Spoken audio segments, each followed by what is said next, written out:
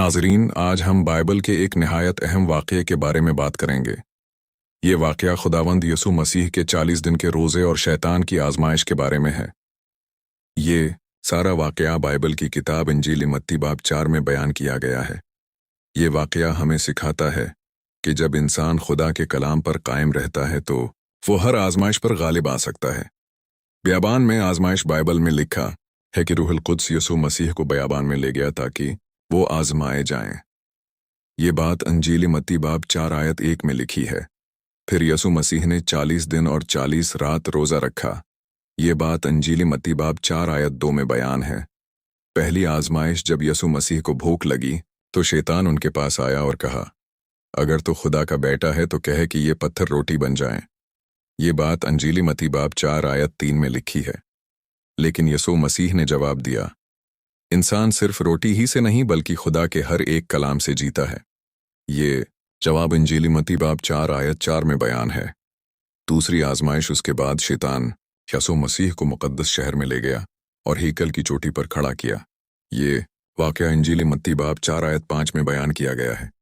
شیطان نے کہا کہ اگر تو خدا کا بیٹا ہے تو اپنے آپ کو نیچے گرا دے۔ یہ بات انجیل متی باب 4 آیت 6 میں لکھی ہے۔ لیکن یسوع مسیح نے جواب دیا، تو خداوند اپنے خدا کو نہ آزما۔